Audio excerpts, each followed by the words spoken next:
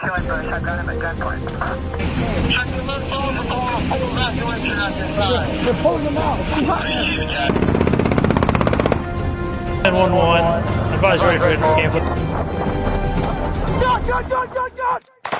Welcome to another episode of War Stories. I'm Tom. And I'm Chuck.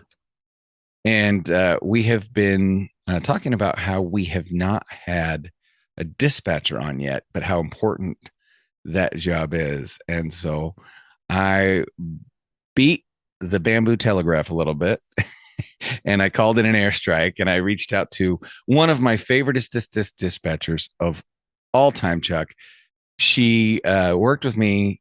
I came on the department, and well, I'll let her tell how we met. How's that? But I want to introduce you to Candace, our guest for this week. Hello, everybody. Yeah, I was probably all of like 12 years old when I first started in law enforcement. I mean, it feels like that, doesn't it? It does. It does. We were so young back then. But no, I started when I was 19 as a cadet. And it basically was a paid internship where I had to go to college full time and work part time at the police department. And I initially was like, you know what, I might become an officer. And so I did a rotation with officers, evidence, dispatch. And as the usual story goes, dispatch was short staffed. So I spent a bulk of my time in dispatch answering non-emergency calls. So part of my rotation as a cadet was to go out and, just do area checks, patrol checks. And, I think like like volunteer neighborhood patrol, like a step up, because you could actually like take counter reports, couldn't you? I did. I took runaway juveniles, vandalisms, thefts. I even got to carry pepper spray. Ooh, that's right. You did. I remember when you got it, you're like, look, I have pepper spray. I'm like, don't you ever use that on me? Yeah, but you're like, yeah, now you have to get pepper sprayed. So you guys, I had to get sprayed. It's true. You did. Yeah. It's not fun. As a cadet? Yeah. You want to carry pepper spray, you got to get sprayed. Yeah. Well, yeah, but like, fuck, as a cadet, damn.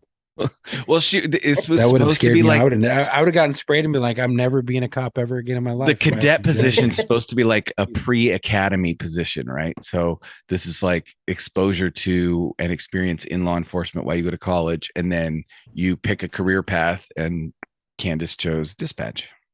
I did. So Thomas and I had crossed paths at the PD. Just hey in the hallway. And the first time that I actually really interacted with him, he got in an accident on patrol. That's right. And so I had to go pick him up from the hospital. It was awesome. And he had airbags. TC'd my black and white airbag burns on my arms and forehead. Yep. So had to pick him up at the hospital, and he wasn't quite ready yet. So that was we just sat there and waited with me. That's right. Oh my gosh. I forgot that you were the one that picked me up after that. Yeah, so in the Silver Bullet. Yeah, and oh my God, the Silver Bullet. Jesus. Memories. Yeah, for real. The Chief's car got downgraded to the cadet's car when the Chief got a new car. Actually, I think the Chief's car went down to the lieutenant's car, and then the lieutenant's car became the sergeant's car, and then the sergeant's car became the cadet's car. Yeah.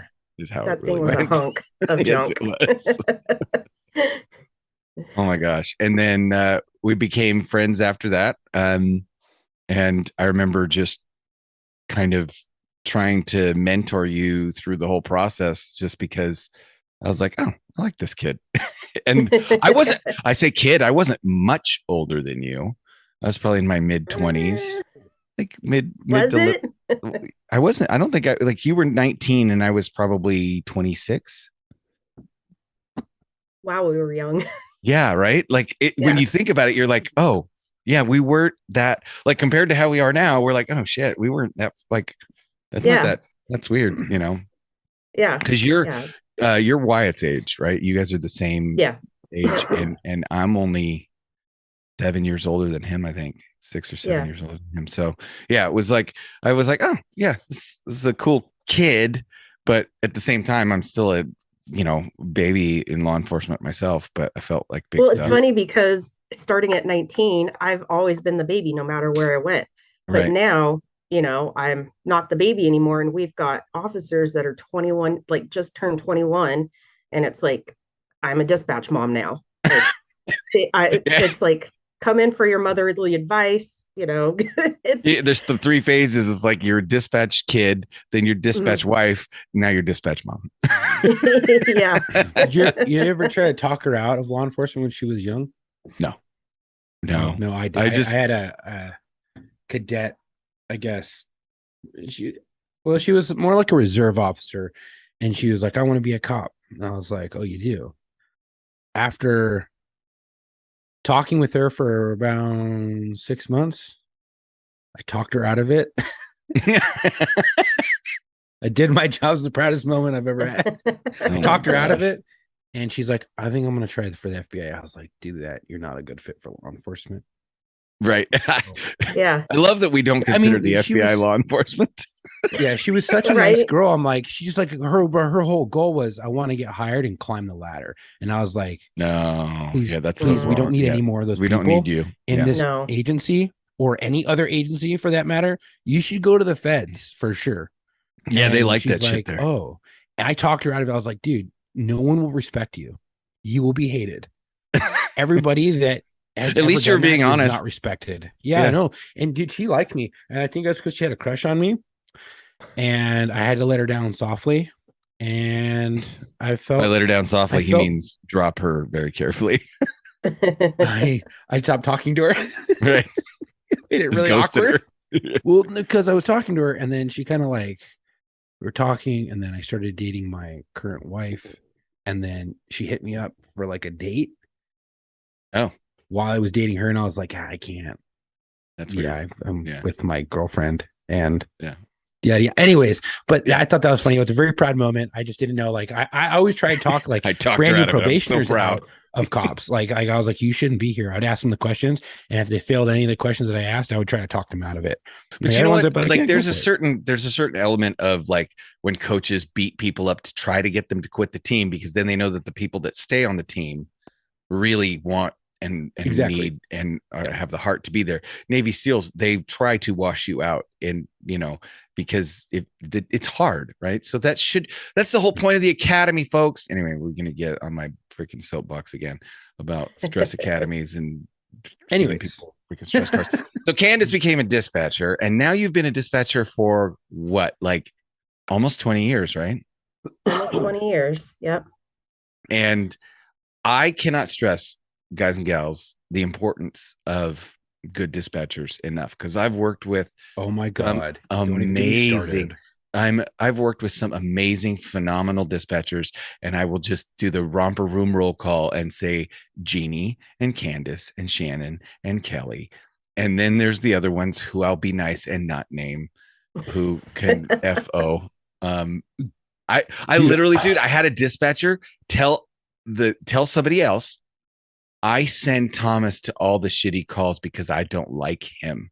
Ooh, And when ooh, that's harassment. That is workplace Oh, harassment. That's dude, a when hostile I work found environment. out, I went to the watch commander, and the watch commander ripped her up one side and down the other. It was the only time I ever won against the dispatcher because you'll never win. I would against the refuse dispatcher. every call. I'd be like, no. You will always see that it's like a common joke amongst dispatchers. Yeah. An officer pissed me off. He keeps running traffic. I'm going to send him to all the shitty calls. And you think it in your head, but you never do it. You think it, well, but you some never of you do do it. it. Some of And you do get it. all the good calls. Dude, That's I had true. such bad dispatchers that like they would be training and I'm like, you got to be kidding me. And I worked some really good dispatchers where they were solid, cranky, angry, mean, but fair. And they knew their shit. And they would put you code 6 locations that you actually were. For a while, we had all these brand new dispatchers and we were complaining left and right. We're like, this is unsafe. I was getting put code 6 and locations that were out of my area that were multiple like miles away. And I'm like, what the fuck? Or I would be code 6 on location, come back out to my car. I'm cleared. And I'm like, no. Like, hey, how do you show my status? And they're like, oh, we show you clear. I was like, negative. Who cleared me?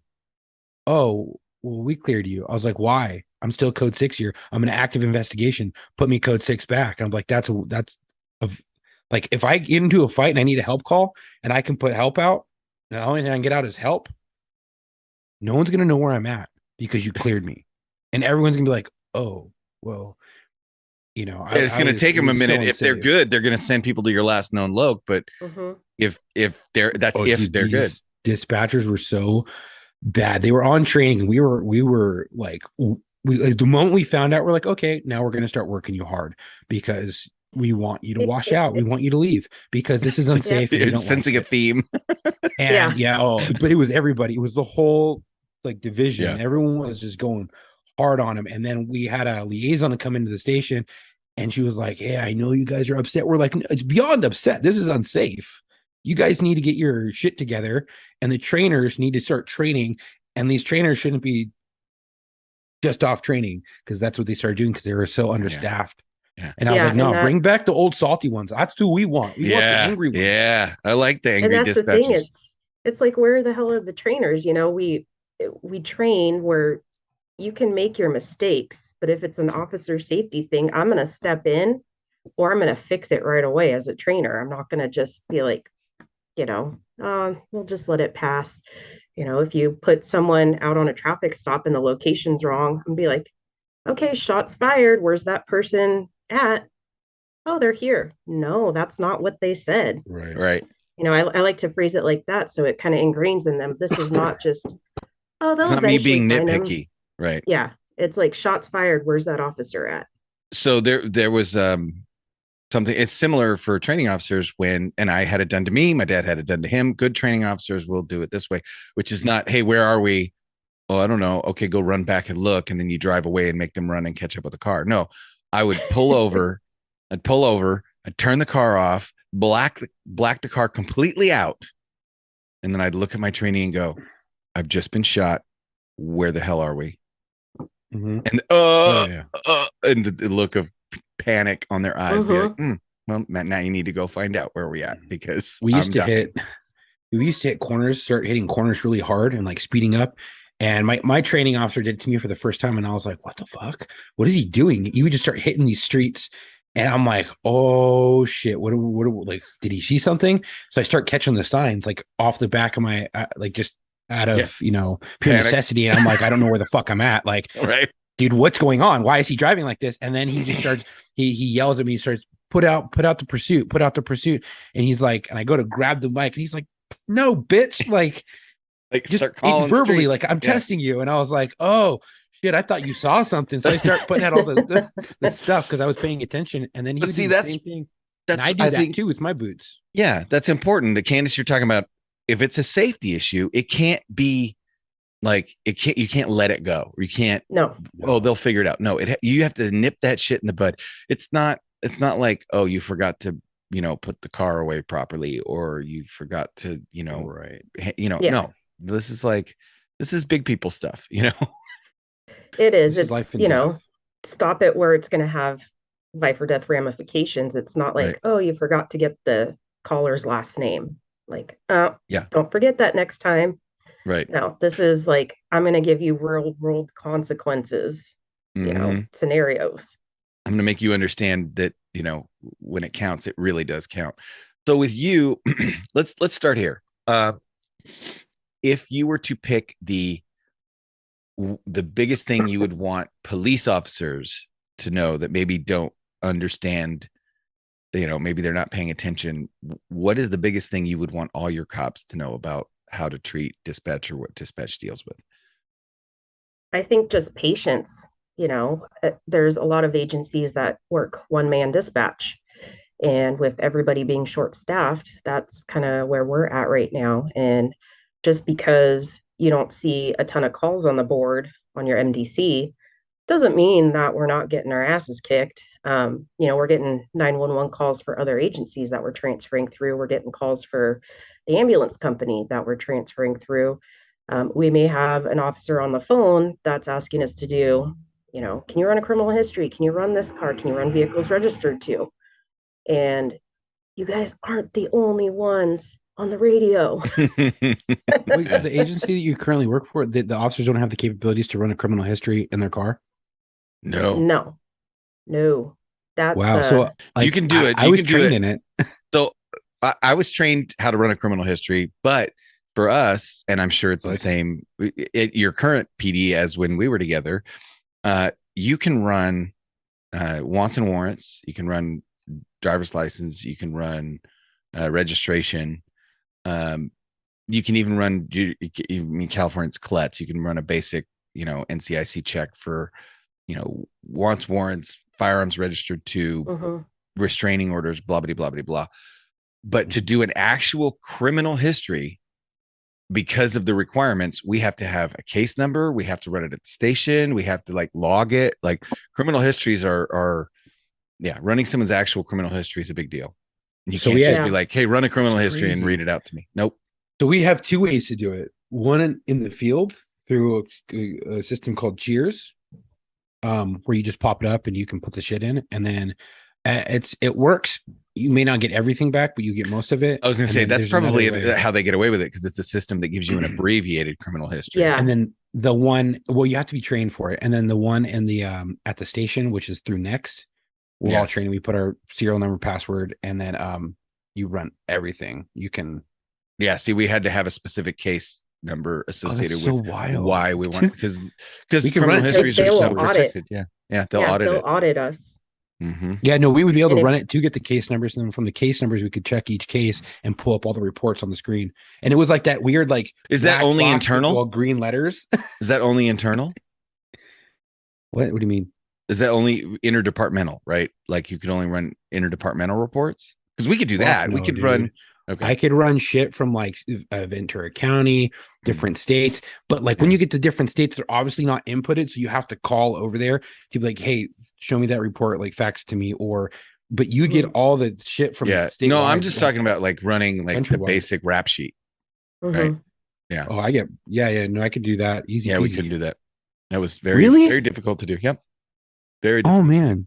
Because it's strictly controlled. Yep. And so it sounds like your agency might have been playing fast and loose with the rules, because they were I had to get trained. I got trained in it. No, I know you get trained in it, but when you can do it is the big question. And it sounds like there are legal precedents to say when you're allowed to run somebody's criminal history. And so I arrested them. No, you can't. I did. We have to every time. We have to present the rap sheet. Weird. And we can't even email it without it being encrypted now, right? Because it's got to go over secure networks that's that heavily regulated. Yeah. So now what about civilians? For people that don't necessarily understand let's put it this way. Let's back up a little bit for civilians. You said cops aren't the only ones on the radio. So let's just go back to the average person who saw Emergency as a kid, or 1 Adam 12, or is watching, Southland or The Rookie or anything, and they hear that voice come over the radio. What are the things what are the actual things that go into being a dispatcher? Well, you've got to be able to multitask. Right. And because at most agencies, you're not just on the radio. You're also answering the phone. No, I've had days where I've had a structure fire, a pursuit at the same time as a structure fire. So you've got firefighters talking to me, you've got them calling the pursuit, and 2 medicals. That could be a monthly thing for me. That happens at least once a month, where it's just, and then 911s are ringing off the hook because everybody wants to call in the structure fire. And you're alone. I'm alone. Yep. I'm alone. And you just got to kind of roll with the punches. And so if you get a citizen calling in wanting to report an abandoned vehicle, and I put you on hold for a long time, it's, I'm sorry, this is what I'm doing. This is, I'm freaking busy. Damn it. And sometimes really good. I know Candace has done this. I know some of the other dispatchers, they'll tell you, look, it's going to be a while because we're in the middle of some emergency stuff. If it's not emergency, you'd like to call back, we understand. If not, you'll be sitting on hold. And you just tell them that and put them on hold. And then if they give up, cool. If they don't, more power to them. You always sit there and silently pray, please hang up, please. Yeah, right. When the light flicks off, you're like, thank you, Jesus. Yeah. Because I think most people don't understand, dispatchers don't just work the radio at most agencies. Now, the bigger agencies, you've got 911 answering phone calls, putting it in the computer, and then you've got dispatchers who just work the radio, and you might have like, one dispatcher working 3 stations or a couple dispatchers working, multiple stations.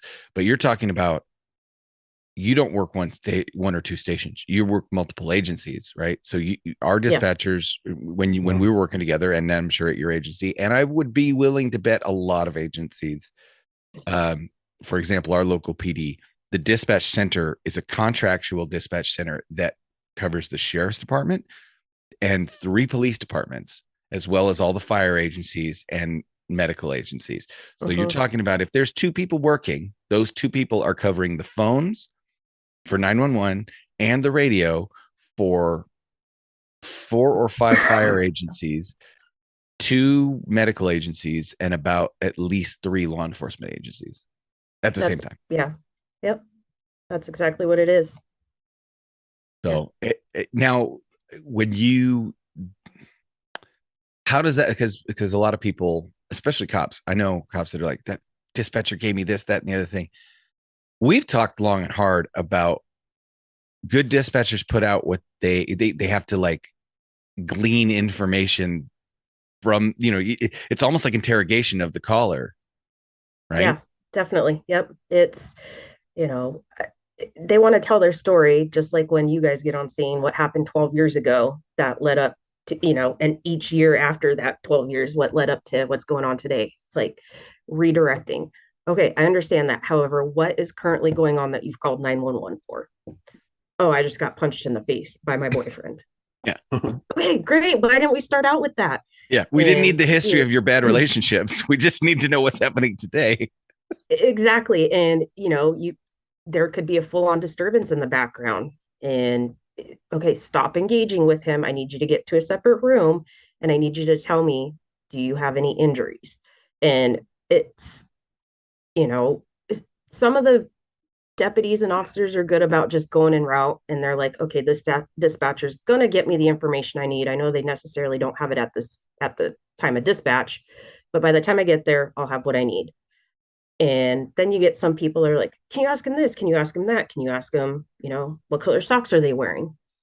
You know what? You're going to get what you get, and you're going to find out why you got what you got when you get on scene and the person's a hot mess. It's you know what I should do? What do you think about this? I should include, and I'm sure you're going to remember this, I still have the audio recording of Mohammed. Do you remember that? Yes. I vaguely remember Mohammed. So you were not, I don't think you were a dispatcher yet. You were still a cadet, weren't you? This guy calls in, and this is to give a perfect example of what Candace is talking about. And maybe I'll see if I can redact the audio and include it. I don't know. But this guy calls in, and he's trying to explain the call, the situation he's in, the disturbance. But the entire time he's talking to dispatchers, I shit you not, you guys, it's like, I'm going to fuck you up. I'm going to fuck. Hello. Yes, I need the police to come to 8675. Yo, motherfucking piece of shit.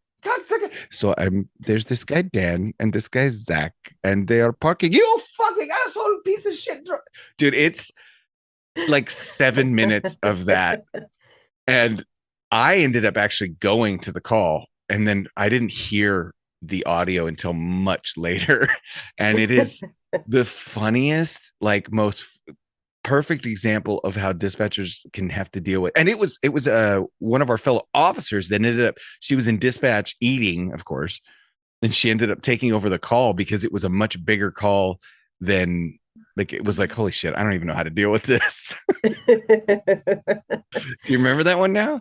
I do. Oh, I do. God. And I've had a ton more Mohammeds in my career where it's just, they're completely vile to the other person, that's in the room with them. And then they get on the phone and they're like, oh yeah, anyway. Like, they try to make themselves to be the victim. Right. And more often than not, they're the ones who are guilty. You're like, we can hear all of that, right? Yeah. And there's been times where, they've been completely fine on the phone, and then they're yelling at the person in the background. I'm like, you know what? Give the phone to the other person. Let me talk to them. Right. And try to like, calm them both down. And it's like, you know what? Go wait in the other room. This is not helping you guys screaming at each other. Yeah, you're not helping the situation. You're making it worse. You need to go have a No. timeout, and I will get somebody there as soon as And possible. a lot of it is it feels like I'm parenting. Yeah. You Oh, know, for sure. it's like, okay, I need you to just go in the other room, stop talking to them. Stop talking to them. The officers will mediate the situation when they get there. It just feels like a bunch of 12-year-olds that you're dealing with sometimes. Yeah. And then you get out on the street and you meet them face to face. And you can't just hang up the You phone. can't just hang up the phone. Right. You're Exactly. stuck there. And this is why dispatchers who hate certain officers be like, I'm sending him to this fucking call. I want him Yeah, to meet this guy face to face.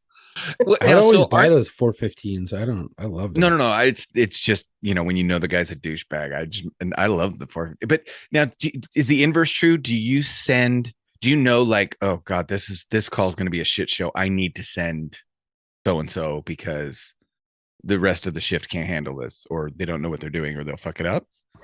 So I know you're not supposed to. It's a no, rotation.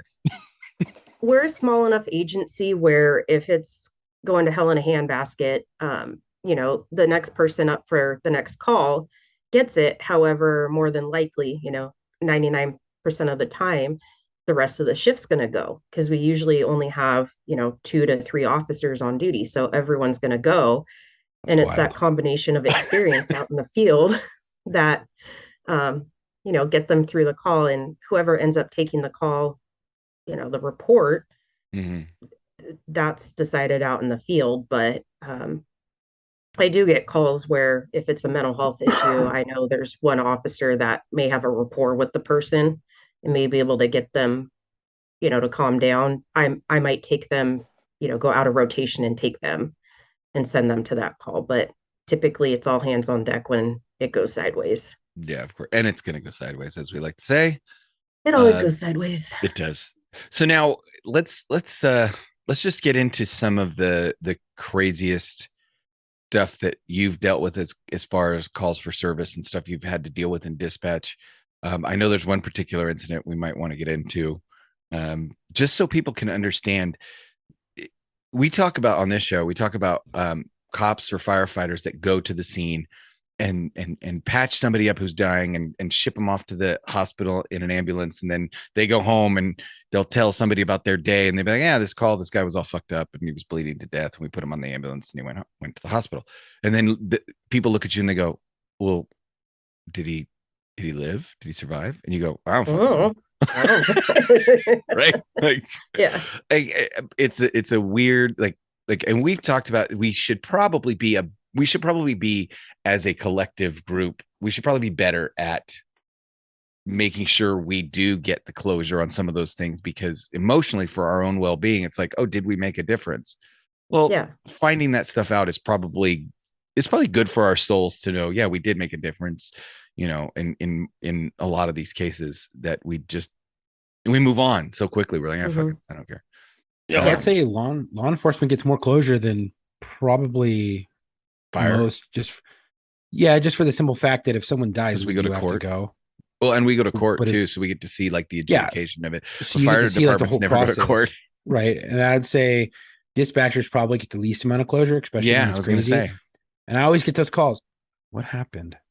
Is that person okay? And I'm like, so talk about that a little bit.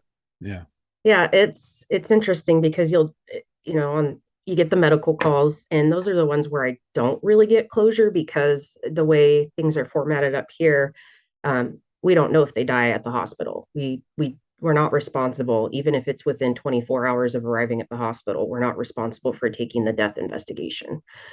So you get a lot of medicals where they go en route, code 3 lights and sirens to the hospital with CPR in progress, and I won't know until, I see an obituary and I have to put the pieces together or, whatnot. As far as law enforcement calls, have the officer call in. It's like, That's not how I dispatched the call. That is not the information I got. What the hell happened? And Right. it's usually like a wild story out in the field. So I'm able to get closure on law enforcement calls more than medical calls. Mhm. And I think that's with um, everybody. Law enforcement calls are a little bit easier to get closure, especially because you dispatch a possible 187 in progress, and the officer, clears the call with a civil issue. yes, yes, that Right. it's crazy how people will, oh, I almost died, and they get Hmm. there and it's like a paper cut, something like that. People think that if they embellish, they're going to get an officer quicker, or they're going to change the situation to the way they want it to go. Does it So get to you? Did you get like to the point where you're like, you lying motherfuckers? And people call yes, and they tell you, and you're like, you are lying. I know you were lying. yes, yeah, it, after doing this for so many years, you pick up on the keywords that people think will get a faster response. Um, you know, we get a lot of welfare checks. We have a homeless population that is an ever growing issue across the nation, obviously. And people are like, oh, this guy's passed out. Well, did you check on him? Well, no, I don't know. He might be drunk. Well, is he breathing? I, I don't know. Great. Now I have to send the whole world for a transient that's just trying to sleep in the doorway. Um, Right. well, Right. he could be dead. Great. Yeah, You get they there and he's say just this stuff, napping.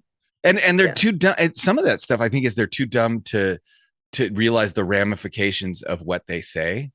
Like, Yeah. they're like, well, I haven't checked. He could be dead. I don't know. And you're like, well, fuck, if you don't know, you're the eyes on the ground.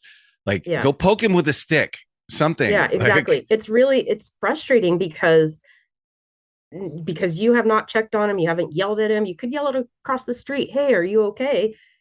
Now I have to send a fire engine going Mach 40, lights mhm, and sirens blowing through intersections. I have to send an ambulance. I have to send an officer. They're all driving with their lights and sirens on. They're driving code 3.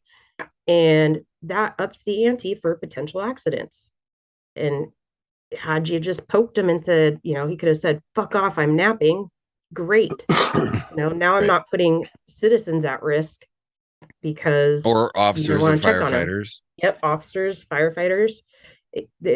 I just don't think people understand the importance of articulating Do or, going the extra mile.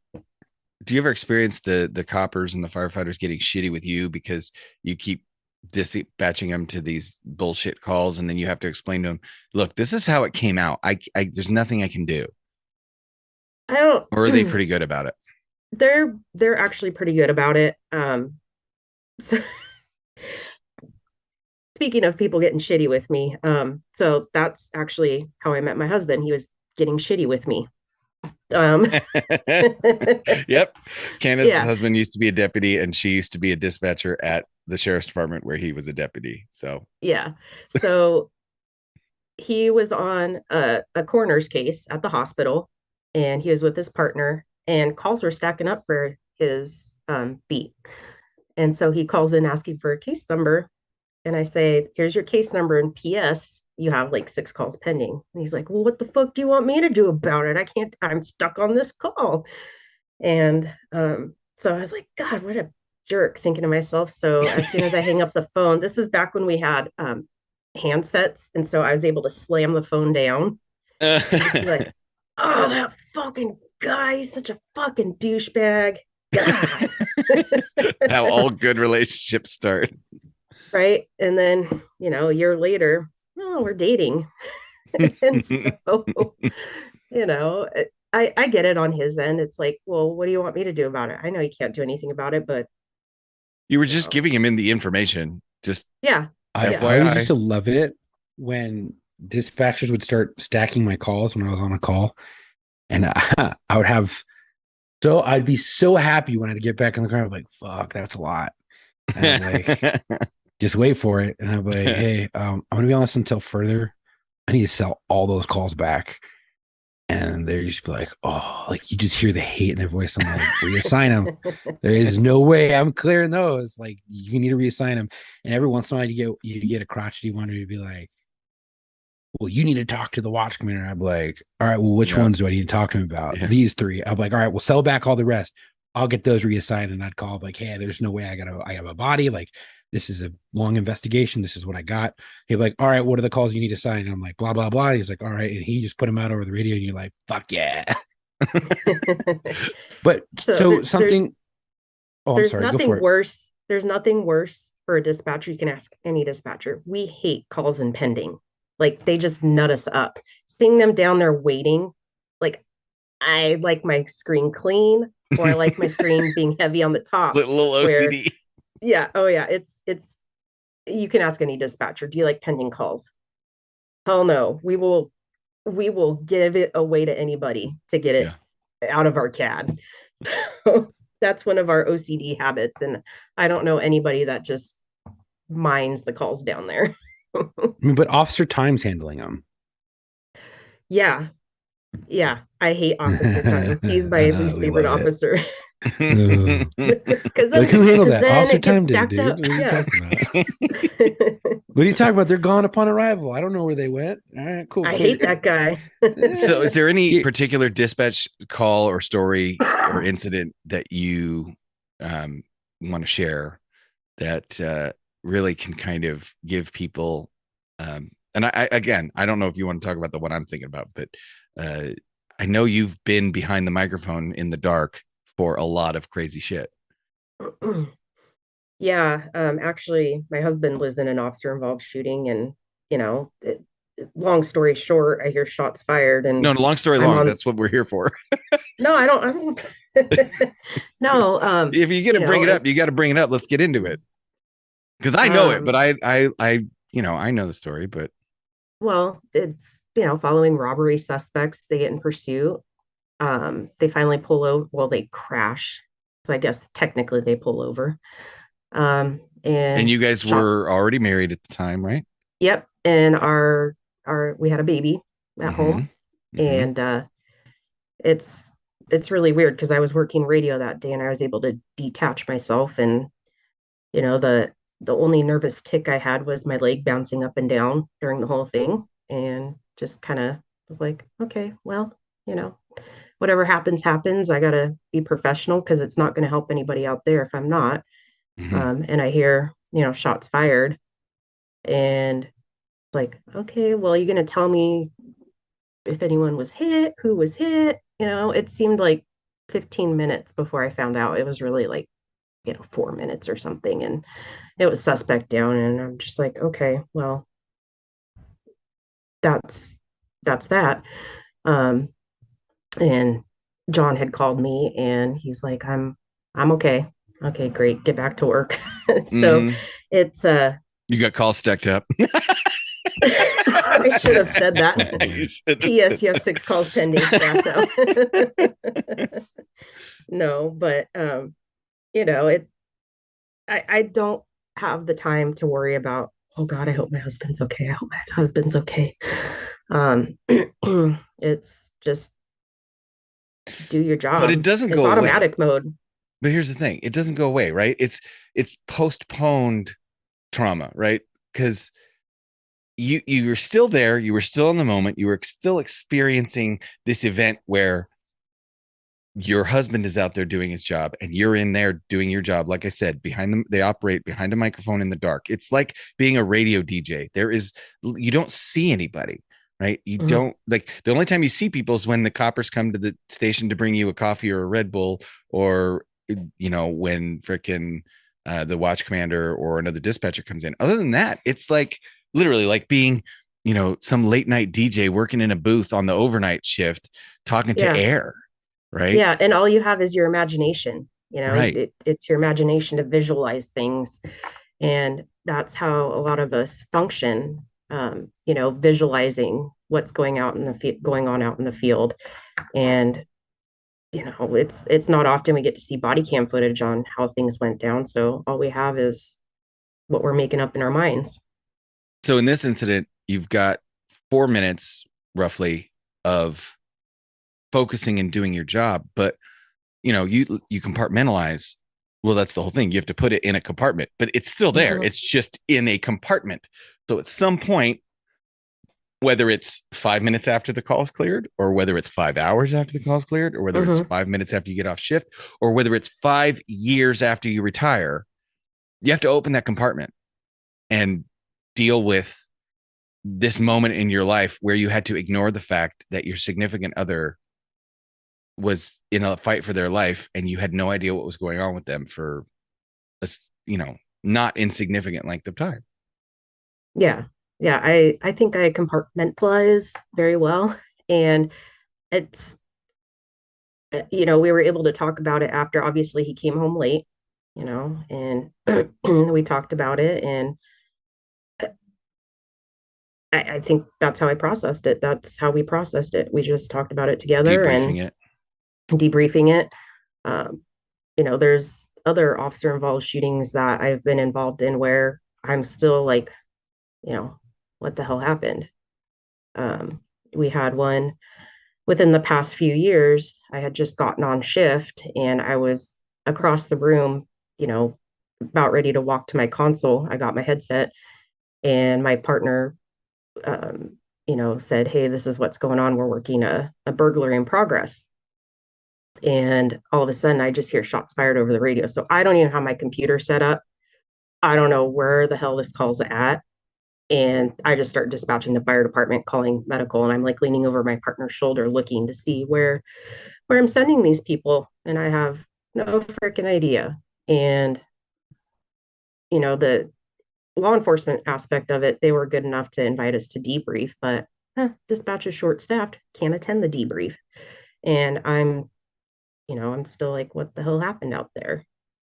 So I do you think can read through reports, but you know, do you think when those situations happen, you more or less zone in on the fact that you're like laser focused on what's going on and you don't really have time to think about all the other scary shit that's going on?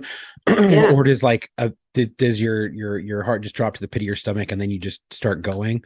Or does that happen Or is it both? after, or is it both? It's both. It's like, you're, oh fuck, and then just automatic mode. Yeah, I mean, you don't have seconds to waste. You just, okay, I can dispatch without my CAD system logged in. I still have my radio up. I can, just Right. do it This on the job fly. used to be done on a punch card with a pencil and a radio. Like it can be done. It's just not It as can. easy. Yeah, it's not, but you know what? They got to where they needed to go, and once things settled down, I was able to go back into our playback system and fix the times for the fire department. Just make sure that they have the right dispatch time, arrival time, because that's super important when they're doing the reports, especially when a suspect is shot and killed. It could Right. lead to civil ramifications. Mhm. Well, why did the fire department take so long? So, little details like that, you go back and fill in the blanks, but you got to do what you got to do with what you have. And I think that's really important for dispatch, recruits or trainees, whatnot. You have to be flexible. You have to be able to think on the fly, and you have to adapt and overcome, because Just like you do in the field. we rely heavily on technology in what we do, and technology is not immune to going down or having glitches. And so sometimes you just got to bust out the pad of paper and a pen and I remember those. I've worked like yeah. that. CAD is down. Get out the legal pad because the phone and the radio and the phone still work. So excuse me. So Well, we've we had that had- happen so much. Really? Yeah. Where it would go down and you'd work like 6 hours to 8 hours with no radio, complete black. The screen's not working. It's up, it's on. It's not working because the system's down, CAD system's down and stuff like that. So you can't get anything sent to your box. You can't. They go into like emergent and calls only. So code 2 and code 3 calls only, no non-emergency BSs. And so you're just running and gunning into those, and you're having to write down all your shit on paper again. And that is, it's difficult, but it's also easy too, because it's like no, It simplifies extra noise and things. BS. Yeah. Yeah. Well, I can tell you straight up, that I came on the job in a radio car. There was no MDC. Like, it was, a little, you had to have the little hot sheet and the pad of paper. And, my dad came on before. I can't complain. My dad came on before you didn't have a radio on your belt. You had a call box key. But, there's a purity of picking up the mic, answering the call, writing down the address, getting there and figuring it out. Right.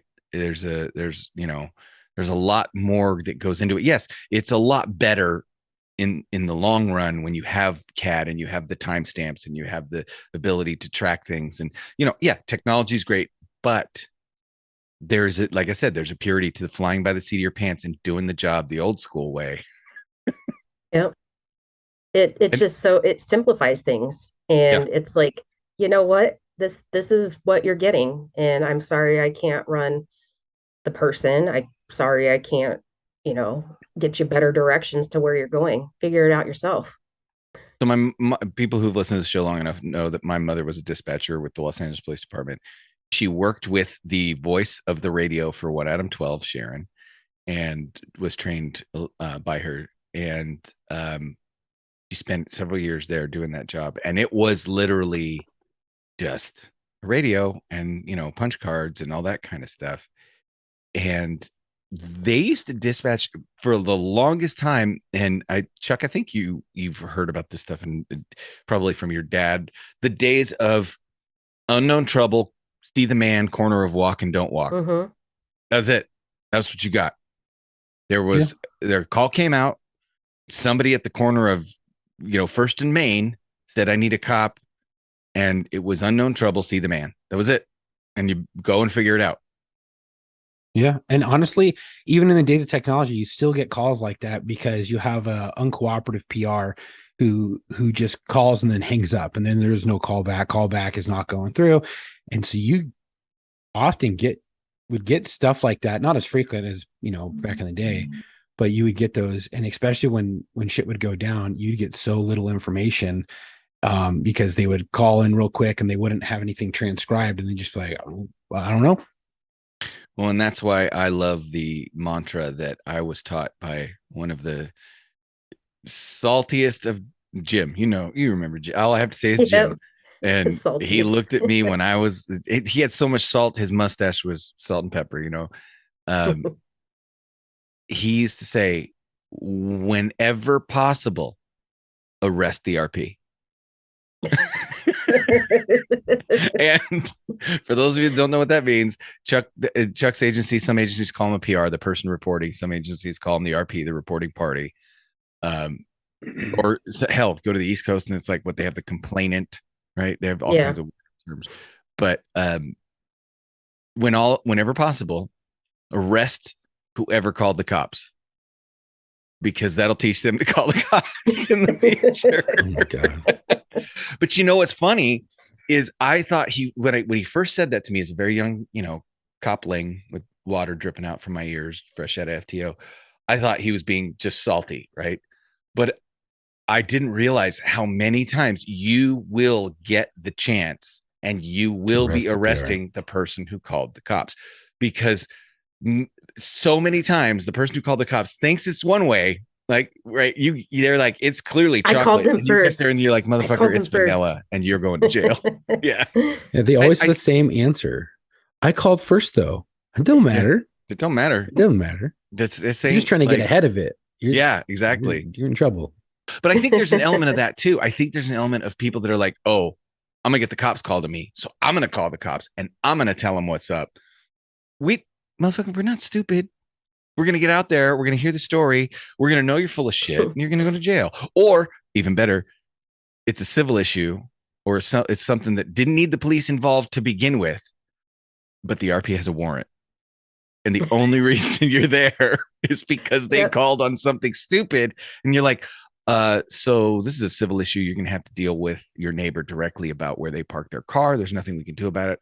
But also turn around and put your hands behind your back. You have a warrant and I'm taking you to jail. Dude, that reminds me, there is the funniest story.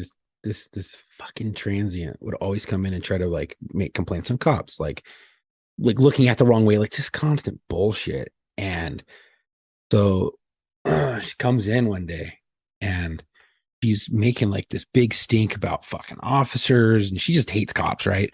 And so I'm like, oh, okay. Well, what's your name? Oh, okay. What's your last name? Oh, okay. What's your date of birth? Oh, okay. And I'm running her through a system Mm-hmm. for wants and warrants, like Mhm. through like the Your system I was clips. telling you about earlier. Yeah. Yeah. And I'm like, hey, I get all that and I understand, but you have a felony warrant. And she's like, what? I was like, yeah, it's a felony warrant for drugs. Mm-hmm. Dude, she sprinted out so fast to the station. I was like, oh shit, there she goes. And then now I know for next time. And there was so many times where you'd have to arrest her, but she'd be making a complaint. So you'd have to take the complaint. Supervisor would take the complaint on officers. It's bullshit, but they'd take it, but you'd end up arresting her Yeah. for a fucking warrant or some Yep. fucking crazy crime. It's just, I know a guy that called the ticket to transients. He'd hand a transient a citation and say, "Here's your warrant application. Please sign it." what I wanted to Oh, go ahead. Oh, go for it. I was gonna say I was gonna cover something from earlier where you were talking about how like the transients where people calling them like sleeping in a stoop, like we don't know if they're alive or dead, right? And then you have like the complete polar opposite where a city is overran by transients where they just stop calling really because they're like so sick and tired of it, and they'll actually walk over someone who's on unconscious on the side of the sidewalk and just walk over them and come to find out that person's been dead for hours. Oh, we have not experienced that yet, but we did have one caller who actually went to go check on this guy that was slumped over in a car.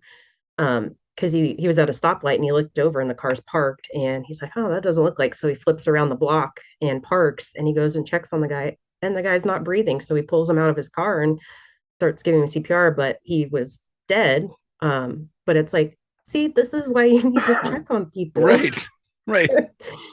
Like If the that guy- one time. Well, but also think about this way: even if the guy had been in distress and the guy had started CPR or started something, by the time the cops get there, he might be dead and might Yeah. not be savable. You might be the person who calls might be the first line of defense. They might be the one who saves that life. Yeah. And you get your name in the paper and you get the key to the city and fucking who knows. But Yeah. regardless, you could save a human life if you just go over there and poke them with a stick. What's up? I know that we're all annoyed with transients and they're taking over, and I think we're mostly annoyed with the laws, tying our hands behind our back where we can't do anything. But as my favorite character, detective Harry Bosch says, everybody Yeah. counts or nobody counts. Yep. And that really does apply. And just because we keep dealing with you every damn day for the same damn thing, if you're become a victim of a crime, we're going to investigate it. Yeah, when I found out, because I retired and our town drunk, because believe it or not, when Candace and I worked together, we did have a town drunk. And if I don't even have to say his name, and Candace knows exactly Yep. who I'm talking about.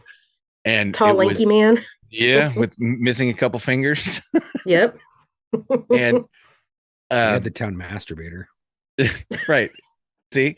And so when I retired, he was still, farting around the city. Then I found out, I got a text from a buddy of mine who was still in the department, and there was like, oh yeah, hey, so and so died, and I kind of got a little You sad. get that feeling. Yeah. Yeah. I was like, oh, because I didn't hate the dude, right? Like he would be drunk and pissing on the front door of Vaughn's in front of children, and I'd go there and I'd all right, Alan, time to go to jail. Yep. God damn it.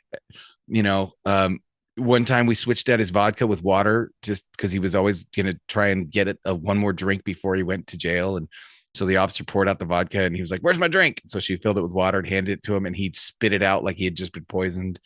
He used to save his pee in a vodka bottle because his pee still had booze in it. And if in an emergency, he could drink that. Oh my God. That's bad. But here's the thing. Like, he was a pain in the ass to deal with. And sometimes sometimes he'd fight. Sometimes it would go sideways. Sometimes he'd be totally cooperative. Sometimes he was the most disgusting human being I've ever met. But I knew his backstory and I knew how he'd gotten to where he was. And there was death in the family. And there was the accident that cost him his job, which removed half his hand, and like I felt for the guy because I'm a human being. And like you said, Hieronymus Bosch, either everybody matters or nobody matters. And I, we joked about, God, what if we could just drive Alan up the middle of nowhere and leave him? But we never did because you just take him to jail and get him to sober up. Well, when he died, you get this like, oh man, that poor guy. We had one of those recently. This transient. He was on the younger side, and he got hit by a car. He would dance around and with his garbage bag full of cans, and just be bebopping down the street. He'd get into it with the officers, but he was always he was like our department's pain in the butt. And so when he passed, there was kind of like a unspoken, oh, it's like bummer. Yeah, because I think it is a weird thing. And I think it's because when you're taking calls about this person, you can visualize what they're doing out there. And then when the officers go out there and deal with them, you kind of form, I don't want to say bond, but relationship. You form a relationship with this person, and some days it'll be a negative relationship because they're going to jail. Some days, you're just laughing at them. Yeah. Like, hey, how's your day going? And sometimes they're just like, hey, I'm trying to get out of the rain. Mm-hmm. Yeah. So and it's like a collective, like, oh man, that sucks. Well, Candace, we are almost out of time, and I cannot believe how fast it's gone. But talking to you has always done that. So I know I'm glad that I finally was able to make it. I have no time because we're short staffed. And so you have homework. First, your first homework assignment is to write down some of the calls that you can share stories about, and we'll have you back on. And then the second homework assignment is to get your hubby to come on, because your hubby and Chuck, he's a Marine. He's a deputy. Freaking jarheads. Yeah. So we got to get him on. We can have you guys on together to talk about what it's like to be a married couple working at the same agency. I don't care. I just love having you on, and we love the story. So those are your homework assignments. And you see, now that you've done it, it's totally painless. It's just like hanging out.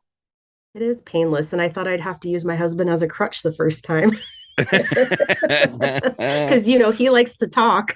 Right. But you say you don't like to talk, but when we get chatting with you, you're perfectly good at it. And especially it's annoying because who talks for a living. That's why I don't like talking when I'm not at work, because I do it too damn much. And that's why John has to make all the phone calls outside of work, because I'm like, I don't want to call the doctor's office. Can you do it for me? Yeah, I hate the phone. You know what? That is something that to really dive into through the psyche of a law enforcement or first responder or dispatcher, where we speak to people every day, but when we're in our home lives, we don't want to talk to anyone. We don't want to make phone calls, and we always ask our significant other to do all of that. And they're just like, what the fuck? But you don't have fear of talking to people, like you don't care. Like, no, but I don't want to fucking do it. I'm done. I'm over. I'm burnt out. But see, I'm still burnt out on talking to people. So let's go real quick, because this is we should address this on an episode, because we can do a deep dive on that. But I knew a dude who said his dad was a locksmith, and all their locks were shitty on their house. My father-in-law is a Finnish carpenter who makes kitchen cabinets, and he has the shittiest kitchen in the world, right? Like, cops a lot of times have kids that are totally misbehaved. Why? Because they fucking parent people all day. They get home, they don't want to do it anymore. A locksmith doesn't want to work when he gets home. A carpenter doesn't want to work when he gets home. You do it, and then you get home and you're like, fuck, I'm over it. Like, no, I'm good. We're not doing it, right? It's true. So we should get into that. No, Candace, you do not have a dedication, but we discussed who we wanted to dedicate this episode to, and you were all about it. So, Chuck, why don't you give us our dedication? So this is for Darnell Calhoun. Deputy Sheriff Darnell Calhoun was shot and killed while responding to a domestic violence call in the 18500 block of Hilldale Lane in Lake Elsinore. A call taker heard the sounds of a struggle after an occupant of the home had called to report a child custody issue at the residence. Deputy Calhoun was the first deputy to arrive on the scene and was shot. Deputy Calhoun's backup arrived and discovered him wounded in the street. The second deputy became engaged in a shootout with the suspect and wounded the man. Deputy Calhoun was transported to Valley Medical Center, where he succumbed to his wounds. Deputy Calhoun had served at the Riverside County Sheriff's Department for 11 months and had previously served at the San Diego Police Department for 2 years. He survived by his suspecting wife and 2 sons. He was 30 years old, 3-year tour, and his badge is 6097. Rest easy, Deputy Calhoun. We've got it from here. Yeah, those are never easy to do, and they just get worse and worse every time. But we always dedicate our episodes, our stories to people. So because it's all about carrying on the work, and it's all about making sure that their sacrifice is remembered. So rest easy, brother. Candace, it has been a blast. I miss seeing your smiling face every day. It was so much fun. Thank you. And I had fun. Yeah, I'm sure you're where you're happy where you're at, obviously, because you and your hubby don't live in California stand anymore. I won't say where. Yes, but, and he gets to be a stay-at-home daddy because I'm making pretty good money as a supervisor now and working so much. So I've got, you've got a kept family. Man. I have a kept man and I love it. I love that man so much. I wouldn't be able to do what I do without him and my daughter, being like, all right, you got to go to work again today. Oh, you got to go to work on your day off. So did he retire or he just had enough? Had enough. Yeah. Had enough. Yeah. I know a lot about what some of the cops in our county have been through, and it's not just the job. Sometimes it's the actual agency, which is really it's terrible. We should do an episode just on, like, we'll have a bunch of people on and we'll just talk about how politics it's defending yourself from your own agency is the like, that's the hard. I get memes all the time sent to me about like John will send me stuff, my buddies will send me stuff, and it's always like, there's either the shit you deal with on the street, which is hilarious and we all know it, but then there's like the really sinister stuff where you're like, yeah, that happens at the administrative level, from the city, from the county, from the department. I'd rather work in the shittiest of cities, shittiest of areas, with a department who 100% has my back. I know without a doubt they're going to back me no matter what, unless I do something like seriously egregious, like fucking murder someone or kidnap someone, right? Or keeping dead hookers in my trunk of my car, like some like crazy shit like that. But like, without a doubt, I know that they're going to have my back. I would rather work for something like that and deal with the shittiest of shit every day, to have an agency that 100% back you, than work in a good area or an okay area or an area that has a lot of crime, that has goods and bad sides of both, where an agency that but will the not back agency you, rather rat fucks you all the time. Yeah. So, yep. All right. Well, that wraps it up for this week. And until our next episode, come home with your shield or on it.